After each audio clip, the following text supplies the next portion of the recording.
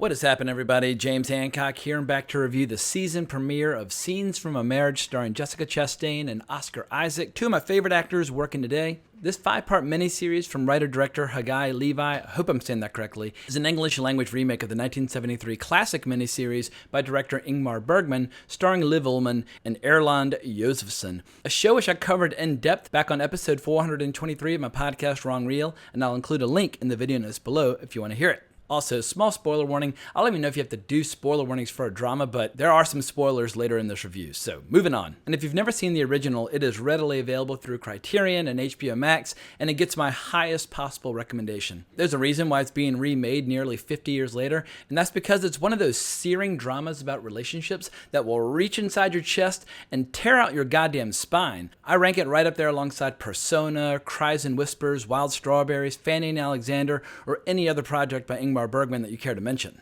But we're not here to discuss Bergman, we're here to discuss Jessica Chastain and Oscar Isaac, two actors who enjoy incredible chemistry together on the red carpet at the Venice Film Festival. Oscar Isaac melted the hearts of the entire planet as he ever so subtly raised his eyebrow before leaning in and kissing the inside of Jessica Chastain's arm. It was sizzling stuff and a beautiful reminder that both of these actors are in their absolute prime and have been giving us incredible performances for well over a decade at this point. In particular, J.C. Chandor's 2014 film, A Most Violent Year, where they previously performed alongside one another. As far as this new show goes, I'm not going to do a complete breakdown comparing Bergman's original vision with this new interpretation. Comparing anyone to one of the best filmmakers of all time just feels cruel, so I'm just going to try and judge this new show on its own merits as best as I can. But the premise is the same as the original. This is a tale about love, hate, commitment, sexual desire, monogamy, and all the truly amazing and horrible emotions that human beings will experience as they try and navigate a marriage. Long story short, it was well worth a look just to see these two dynamic performers going all in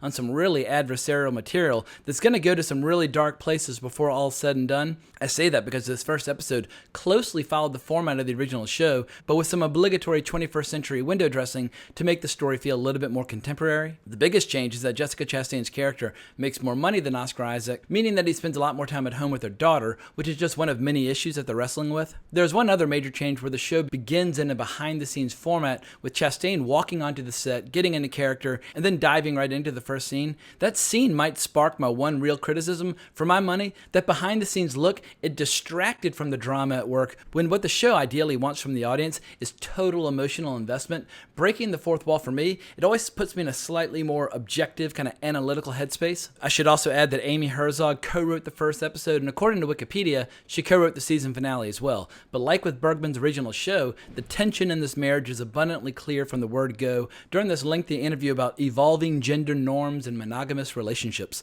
And I love looking at Jessica Chastain during the interview because her face was just this landscape of conflicting emotions as they answer what are relatively softball questions, but we learn later as to why she's feeling so conflicted. She just got some major news about being preggers, but the questions during the interview seem to stir up some real questions for her about what defines a successful marriage. My key takeaway from this scene was that if a gender studies student wants to interview you about your relationship, just run. One of the meatier scenes this episode is when a couple comes over for dinner and all hell breaks loose as they discuss the ins and outs of their open relationship where they're allowed to cheat on each other. My twin brother, Corey Stoll, he gets a little drunk, loud and obnoxious, and Chastain ends up briefly making out with her friend played by Nicole Beharie, so all in all, we can chalk that up as a very successful party. But the interesting bit for me was when Nicole's character admits that a little passion on the side broke this 3-year cold streak where she finally wanted to fuck her husband again, but clearly their open relationship appears to be causing just as many problems as they might think that it might be solving.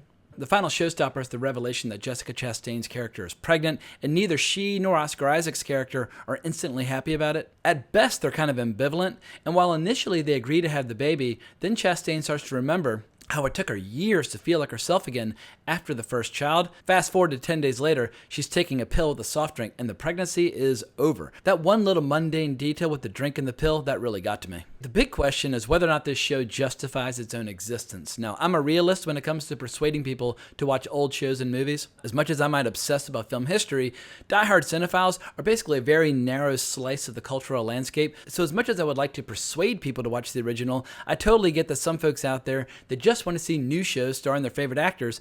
It reminds me a bit of when I saw Philip Seymour Hoffman and Mike Nichols' Broadway revival of Death of a Salesman. Hoffman was absolutely brilliant, but The truth is that the character of Willie Loman will always belong to Lee J. Cobb. Hunt down the audio version of the play he did with Dustin Hoffman if you don't believe me. But in closing, I just want to reiterate how much I love these two actors. While a lot of mainstream audiences might know them from giant franchises like Star Wars or X-Men or It, I much prefer to see them in other kinds of projects. I love Jessica Chastain in movies like Molly's Game, A Most Violent Year, Zero Dark 30, and my personal favorite, Terrence Malick's The Tree of Life. While Oscar Isaac, he's been consistently blowing my mind in flicks like Ex Machina, Most Violent Year, Inside Llewyn Davis, Drive, and of course we can look forward to seeing him as the Duke Leto Atreides in Dune coming out in a few weeks' time. But that's all I have for now. Hope you enjoyed my review. If so, please remember to subscribe, hit the notification bell, etc. And if you want some more content, hunt out my podcast, Wrong Reel. But I hope everyone has a great week ahead of them. But more importantly, as always, onwards and upwards.